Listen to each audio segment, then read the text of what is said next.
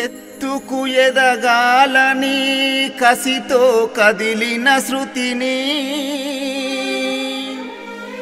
అవమానం అడ్డంకులు దాటొచ్చిన ఆ శృతిని నమ్మక ద్రోహం ప్రేమల వరకట్నపు రాక్షసుడు పాటమ్మ బిడ్డ శృతిని శూన్యంలో కలిపెనా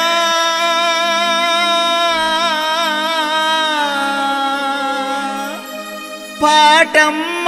బిడ్డ శృతిని శూన్యంలో కలిపెనా